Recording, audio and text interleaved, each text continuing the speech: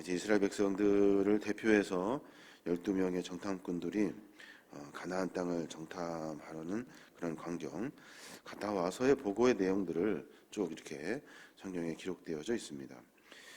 가데스 바네아에서 출발해서 가나안 땅 북단에 위치한 르홉까지, 그러니까 밑에서부터 위까지 쭉 다 둘러본 거예요.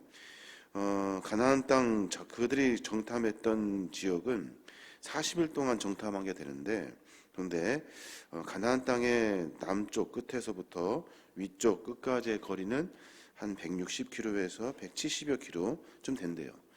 그러니까 성인 남자가 그 보통 걸음으로 한 일주일 정도면 올라갈 수 있는 그런 거리예요. 이스라엘 백성들의 그 정탐꾼들이 그 땅을 40일 동안 정탐합니다. 40일, 굉장히 긴 기간 동안 정탐을 한 거죠. 가나안 남북을 오가면서 아주 자세하게 세세하게 정탐을 합니다. 충분한 시간을 가지고 그 땅의 요충지들의 속속들을 다 알아보고 살펴보고 그리고 다 기록해가지고 증거물까지 다 챙겨가지고 지금 이스라엘 진영으로 돌아온 겁니다. 가나안 땅의 그 사정을 아주 면밀히 살핀 정탐꾼들이 가데스 바네아에 있는 이스라엘의 본지로 귀환하여 가지고 느낀 바에 대한 이야기들을 아주 상세히 보고하게 되는 거예요. 27절에 보니까 그래요. 모세에게 말하여 이르되 당신이 우리를 보낸 땅에 간즉 과연 그 땅에 젖과 꿀이 흐르는데 이것은 그 땅의 과일이니라 라고 말해요. 가보니까 과연 그 땅은 젖과 꿀이 흐르는 땅이더라는 거예요. 기가 막히다는 거죠. 너무나도 좋다는 거예요. 12명의 이 정탐꾼들의 이 보고 모두가 다 사실을 보고 같이 그 사실을 느꼈어요. 괜찮은 땅이구나, 좋은 땅이구나. 그런데 그들의 마음과 생각 가운데 사실이 아니라 그 느낌, 자기 생각, 이것을 이야기하는데 의견이 갈라지게 되죠. 10명과 2명으로 이렇게 나누어져요. 상황은 똑같아요. 모두에게 같은데 그 상황을 보는 관점, 느낌, 생각, 이것이 다른 거죠. 믿음과 신앙을 가지고 삶을 살아가면서 우리는 똑같은 상황에 삶을 살아갑니다. 그런데 우리는 믿음 있는 사람은 보는 관점이 달라야 돼요. 어떤 그 느낌이 달라야 돼요. 어떤 상황을 똑같이 봐도 과연 이것이 어떤 상황인지를 앞으로 이 일을 통해서 어떻게 되어질지에 대한 일들, 하나님이 어떻게 하시려고 하시는지에 대한 고민, 이것이 우리에게 있어야 하는 거죠. 그게 바로 신앙인의 삶의 모습이에요. 불신앙들이 보는 것은 뭡니까? 불신앙들이 자세하게 보려고 하는 것, 그것은 상황이에요. 상황을 아주 면밀히 분석해내죠. 78절부터 보면 그 땅 거주민은 강하고 성읍은 견고하고 심이 크고 아낙 자손을 보았고 아말렉인은 남방 땅에 거주하고 헤딘과 여부스인과 아모리인은 산질에 거주하고 가나안인은 해변과 요단가에 거주하더이다. 지금 쭉 그들의 족속을 쭉쭉쭉 이야기하는데 그 족속들마다의 특징들을 이미 이스라엘 백성들은 다 알고 있어요. 그러니까 그들이 어디 거점에 거주하고 있다는 것을 말하면서 사실은 지금 무슨 말을 하고 있냐면 못 이긴다는 거예요. 그들이 그 성읍에 있었고 산에 있었다는 거예요. 아주 탁월한 그들의 지형을 잘 이용하고 사용할 줄 아는 그 부족들이 그 지역에 정확하게 살고 있었다는 거예요. 이 갈렙과 여호수아를 제외한 10명의 정탐꾼들의 보고에 의하면 땅도 기름지고 풍요로운 땅임에 틀림없어요. 그런데 군사력이 장난 아니라는 거죠. 아주 쳐들어갈 수도 없을 만큼 그들은 아주 단단하게 요새를 지어가지고 그 지역을 거주하고 있었다는 거예요. 이스라엘 백성들 입장에서 보면은 애굽에서 나오면서 노예의 생활을 하다가 나왔기 때문에 특별한 군사 훈련도 받지 못했고 아마 무기를 만드는 법, 또 무기를 가지고 있는 그런 것들이 다 부족했을 거예요. 그러니까 그들의 가나안 원주민을 보았을 때 당연히 막강해 보일 수밖에 없다는 거예요. 그 전쟁은 이길 수가 없다는 것이 자명한 사실이죠. 그런데 전쟁은 단순히 인간의 힘이나 무기에 의해서 이루어지는 전쟁이 아니에요. 그들은 지금 인간이 생각하기에 상황과 형편과 계산해서 그들이 애굽 땅에 나온 것이 아니거든요. 그들을 이끌고 간 것은 어떤 통계도 아니고 어떤 보통 상식적인 이런 상식도 아니에요. 하나님이 처음부터 끝까지 개입하신 일들이에요. 처음부터 어떤 마음을 가져야 하냐면 하나님이 어떻게 하실까를 먼저 고민했어야 하는 거예요. 우리가 애굽에 있었던 수많은 일들을 경험하고 홍해를 건너는 일들을 경험하고 광야에서 만나와 메추라기를 맛보았고 그 모든 일들을 다 지나고 보니 우리는 우리 생각으로 우리 판단으로 우리의 상황을 내가 이길 수 있는 것이 아니라는 결론을 이미 가지고 있어야 했다는 거예요. 근데 그들은 그리하지 못하죠. 왜냐하면 불신앙의 신앙을 가지고 있었기 때문에 그래요. 믿음이 없기 때문에 하나님이 어떻게 일하실지에 대한 그 꿈과 비전과 소망이 없어요. 당장 뭔가 손에 짚어야 되는 그런 연약한 불신앙의 모습을 우리가 성경을 통해서 보게 됩니다. 그럼 믿음 있는 사람은 어떻게 봅니까? 믿음 있는 사람은 30절에 그래요. 갈렙이 모세 앞에서 백성을 조용하게 하고 이르되 우리가 곧 올라가서 그 땅을 취하자 능히 이기리라 말해요. 백성들이 난리가 났는가 봐요. 막 서로 이야기하며 결론적으로 우리 큰일 났다. 우린 다 죽는다. 올라가면 멸절된다. 라고 이렇게 백성들이 막 동요되고 있는 순간에 갈렙이 모세 앞에서 백성들을 조용하게 합니다. 그리고 나서 그가 한 말은 상황은 이렇게 이깁니다. 저 형편은 이렇게 피할 수 있습니다. 라고 말하는 인간적인 방법이 아니라 올라가자.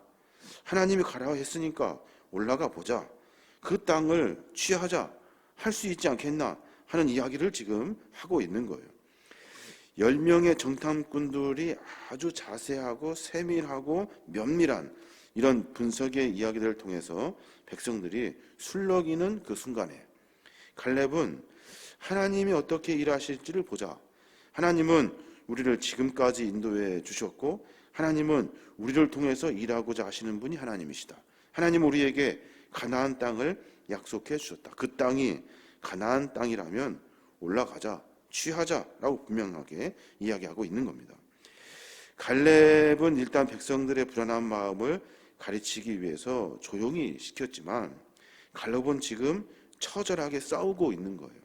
백성들의 그 요동치는 그 소리가 믿음을 저버리게 하려고 하는 사단의 권세의 이야기들과 싸우고 있는 거예요. 조용히 해라, 가만히 있어라 라고 말하면서 계속해서 하나님이 하실 일들을 기대하게 하는 거예요. 히브리서 11장 1절에 보면 믿음은 바라는 것들의 실상이요 보지 못하는 것들의 증거니 라고 말해요. 앞뒤 문장이 전혀 맞지가 않아요. 믿음은 어떻게 바라는 것들의 실상입니까? 바라는 것들의 실지가 된다면 상황도 형편도 처지도 분명한 경험도 우리 안에 있어야 돼요. 그래야 그것이 실상이 되는 거예요. 근데 믿음은 우리의 바라는 것의 실상이 된대요. 너무 허황되잖아요. 너무 추상적이고 말도 안 되는 일이에요. 근데 성경의 원리는 그렇다는 거예요.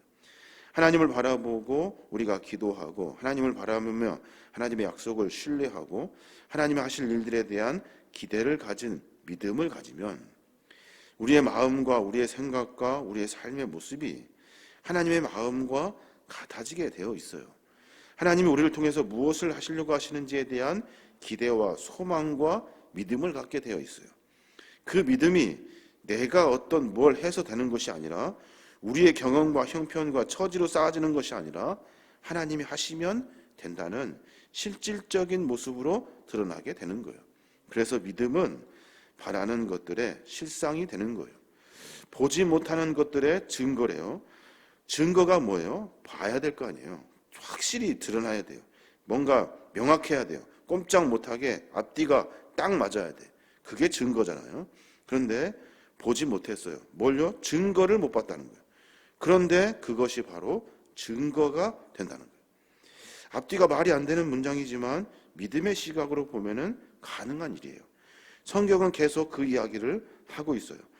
우리가 앞으로 되어질 소망, 천국에 대한 그 소망, 그리고 삶 속에서 하나님의 계획과 꿈과 비전과 하나님을 향한 거룩한 믿음은 실제상에서는 잘 보이지 않아요. 그런데 반드시 드러나게 되어 있다는 거예요. 하나님의 역사는 그렇게 만들어 가게 된다는 거예요. 사랑하는 여러분, 우리 신앙의 삶의 모습을 한번 깊이 생각해 봐야 합니다. 성도들은 세상을 살아갈 때 소유해야 할 가장 큰 재산이 뭐냐면 풍족이 쓰고 남는 재물이 아니에요. 많은 높은 학문과 지식이 아니에요. 성도들이 세상을 살아갈 수 있는 그 유일한 가장 큰 재산은 뭐냐면 하나님을 향한 믿음이에요. 하나님을 향한 믿음과 신뢰를 가지고 삶을 살아요. 하나님이 하십시오. 하나님 맡기십시오. 바보 같죠? 얼마나 멍청합니까? 그런데 그 힘으로 믿음과 신앙의 여정을 걸어가는 거예요. 아무것도 아닌 상황 같고 절대로 안 될 것 같은 상황인데 하나님은 믿음을 가지고 하나님을 신뢰하는 사람들과 함께 하나님의 뜻을 이루어 가시는 거예요. 이게 바로 믿음이라는 거예요. 상황과 형편을 보고 우리는 큰일 났다, 이제는 난리 났다 하면서 서로 불평하고 원망하는 것을 사실 즐겨 합니다. 내가 보는 관점에서, 내가 보는 생각에서, 내가 가지고 있는 자료를 보면 이 모든 일들이 엉망이라는 거예요. 그런데 믿음의 눈으로, 시각의 눈으로 보면 하나님이 우리에게 무엇을 원하시는지를 찾아갈 수 있는 신앙과 믿음을 가져야 하는 거예요. 갈렙이 본 건 좋은 땅이구나, 하나님이 우리에게 이것을 주시려고 하시는구나를 본 거예요. 처음부터 끝까지 40일 동안 면밀히 자세하게 들여다본 건 뭐냐면 하나님이 이 귀한 것을 우리에게 주려고 하시는구나. 와, 기대가 된다, 소망이 된다. 이것은 정말로 하나님이 약속하신 그 땅이 맞는구나. 우리를 이렇게까지 인도하시고 사랑하시는 그 땅을 이제 우리가 눈으로 보는구나. 기대와 소망을 가지고 있었는데 사람들은 큰일 났다는 거죠. 못 올라간다, 안 된다. 그 뒤에 보면 능히 올라가서 백성을 치지 못하리라, 우리보다 강하니다 라고 말하면서 거기 땅에 거주하는 사람은 네피림 후손이래요. 네피림 후손은 거인들이죠. 거인 족속, 아낙 작손들, 거인들. 우리가 보기에도 아주 우리는 메뚜기 같아서 갈 수가 없다는 거예요. 보는 관점이 전혀 달라요. 그러니까 우리는 늘 신앙과 믿음 안에 믿음의 눈으로 상황을 볼 수 있는 마음과 신앙을 정비해야 하는 겁니다. 안 될 것 같고 큰일 날 것 같고 하는 수많은 상황들이 있어요.